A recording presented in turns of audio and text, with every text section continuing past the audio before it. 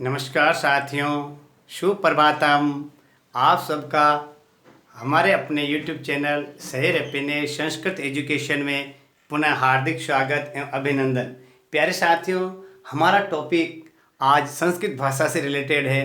संस्कृत भाषा देव भाषा है जो सर्व कार्य सिद्ध करने में बहुत महत्वपूर्ण भूमिका अदा करती है। नासा वाले भी हमारी संस्कृत भाषा का गुणगान कर रहे हैं और बहुत ही महत्वपूर्ण रूप से उसका उपयोग अपनी कंप्यूटर भाषा में और अंतरिक्ष विज्ञान में ले रहे हैं। तो प्यारे साथियों, हम पढ़ रहे हैं संस्कृत भाषा का व्याकरण पार्ट, उसके अंदर पढ़ रहे हैं हम शब्द रूप।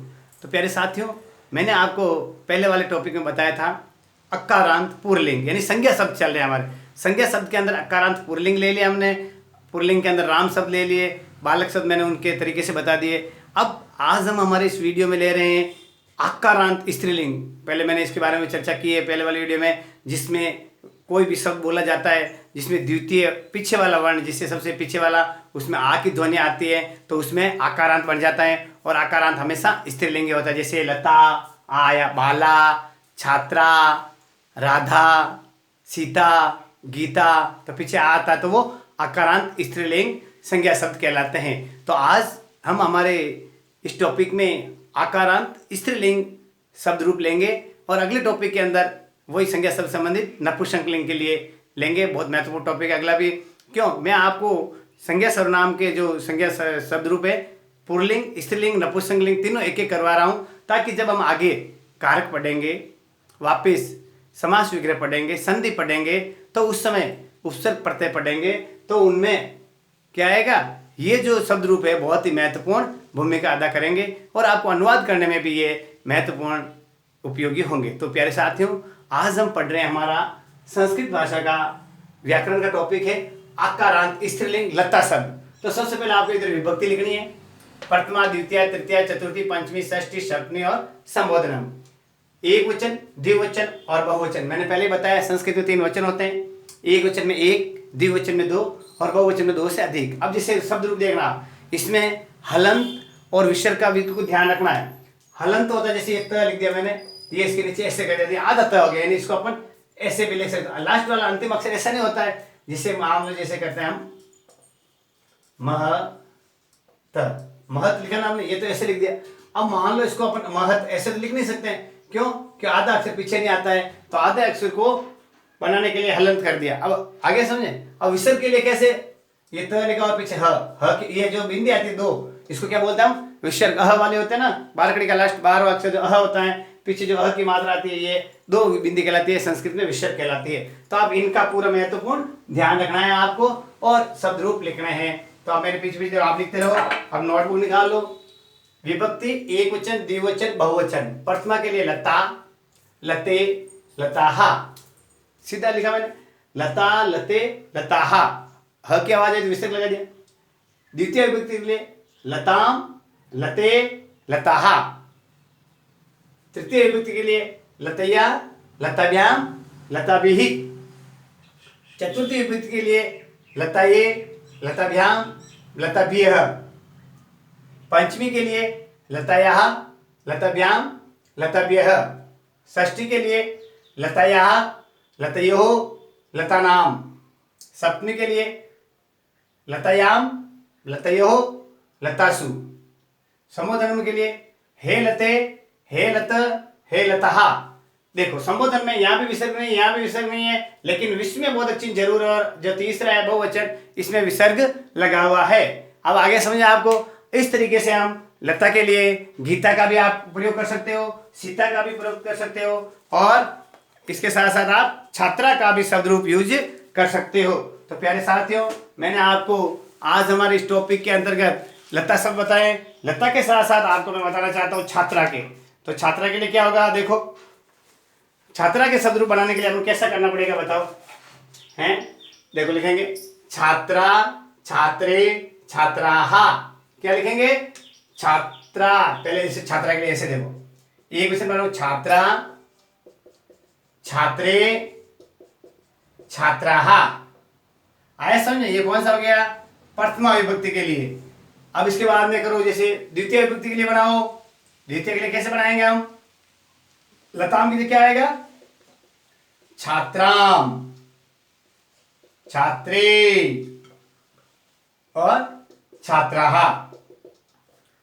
अब सीता के लिए सीता सीते सीताः, सीतां सीते सीताः, सीतया सीताभ्याम सीताभि, सीतये सीताभ्याम सीताभ्य, सीतया सीताभ्याम सीताभ्यः, सीतया सीतयौ सीतानां, सीतायाम सीतयो सीतासु, हे सीते हे सीत हे सीता। इस प्रकार आकारांत स्त्रीलिंग बनते हैं। अब इनका प्रयोग कैसे किया जाता है, जैसे देखो, जैसे मैं आपको बताना चाहता हूं,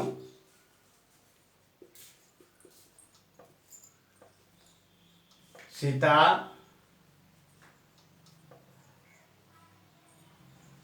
घर जाती है, ये सिंपल वाक्य देखो, सीता घर जाती है। तो अब जो कर्ता कारक कौन है इसमें, सीता। सीता क्या हो गया, आकारांत स्त्रीलिंग। आकारांत सबसे पहले कर्ता कारक है, इसमें प्रथमा विभक्ति लगेगी, तो सीता क्या हो गया। अब उसके बाद लिंग चलो, पुल्लिंग है स्त्रीलिंग, स्त्रीलिंग हो गया। लिंग के बाद में वचन चलो, एक वचन है या बहुवचन है या द्विवचन, एक वचन हो गया। पुरुष कौन सा है, प्रथम पुरुष, मध्यम पुरुष, उत्तम पुरुष, प्रथम पुरुष। तो आपको अब इसको देखिए, ये वाक्य बनाने के लिए आपको सबसे पहले क्या पता करना पड़ेगा, सबसे पहले कारक। तो कारक में कौन सा आ गया, वाक्य को देखो अनुवाद करने के लिए कारक में कर्ता कारक, कारक हो गया। अब इसके बाद में क्या लेना आपको, कर्ता कारक हो गया। अब इसके बाद में लेना क्या लेना, लिंग। लिंग कौन सा हो गया सीता के लिए, स्त्रीलिंग, आकारांत स्त्रीलिंग। चलो अब इसके बाद लो वचन।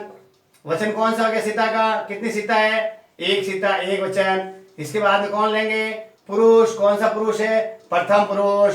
तो इसी तरह से आपको इतनी बातें याद रखनी है, कारक, लिंग, वचन और पुरुष, ठीक है। इसके बाद में अब आपको लकार क्या याद करना है इसमें, लकार। कौन सा लकार है, लट लकार है। कौन सा लकार है, लट लकार है। क्यों, किसी पहचान कैसे हो, इंदिरा के था है, ठीक है। मुख्य रूप कौन है, गम धातु है। कौन सी धातु है, देखना गम धातु है। गम धातु का क्या रूप होता है, गच्छ। क्या होता है, गच्छ। तो गच्छ के अंदर जो रूप चलेंगे गम धातु के लट लकार में, वो इसमें आएगा। तो अब देखो, तो सीता, तो क्या हो गया भाई, सीता कैसा वचन है, देखो सबसे पहले एक वचन स्त्रीलिंग, स्त्रीलिंग चल रहा है, एक वचन चल रहा है। कारक कौन सा, कर्ता में प्रथमा आती है तो लता, तो लता की क्या जाएगा, सीता। देखो लिख दिया हम, क्या लिखा, सीता।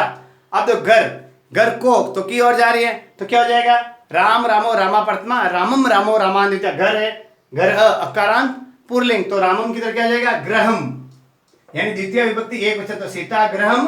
अब वापिस देखो क्या हो गया, एक वचन प्रथम पुरुष। जिस तरह पट धातु का एक वचन क्या होता है, पटती होता है, प्रथम पुरुष में तो गम का क्या गच्छ रूप होगा, तो गच्छति। क्या गया, सीता ग्रहम गच्छति। इस तरीके से मैंने आपको ये वाक्य बना के बताया है कि कोई भी हिंदी का वाक्य संस्कृत बनाने के लिए आपको कारक, लिंग, वचन, पुरुष और लकार, यानी कितनी चीजें, 5 चीजें आवश्यक होगी।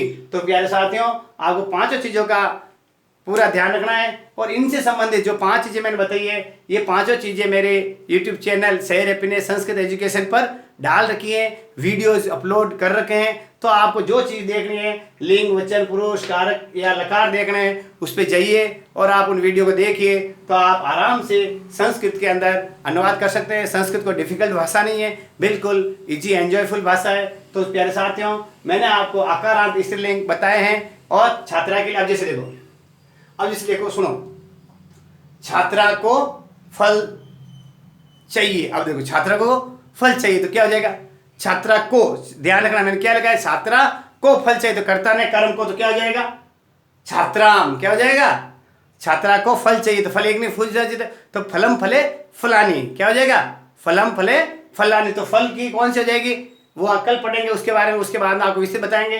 तो छात्राम आ जाएगा, क्यों कि को, कर्ता ने कर्म को, तो कर्म के लिए कौन सी आती है, द्वितीय विभक्ति, कर्ता।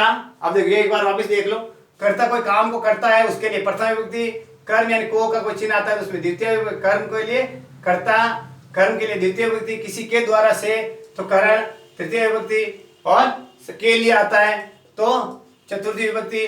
क्या आएगा यहाँ पे, संप्रदान। क्या आएगा, संप्रदान। से अलग के लिए अपादान, और संबंध के लिए षष्ठी, और अधिकरण के लिए मैं पेपर के लिए सप्तमी, और किसी का संबोधन करें तो क्या आएगा, संबोधनम है विष्णुबोधक चिन्ह के साथ। इस तरीके से आपको विभक्ति देख करके कर्ता कारक यानी कारक देख करके उसकी विभक्ति का प्रयोग करना है। तो नमस्कार साथियों, अगले वाला यूट्यूब चैनल पे आपका वीडियो आएगा नपुंसकलिंग फल या पुस्तकें। तो आप इस वीडियो को ज़्यादा से ज़्यादा शेयर करें और आराम से एंजॉय ले, मस्त रहिए। नमस्कार।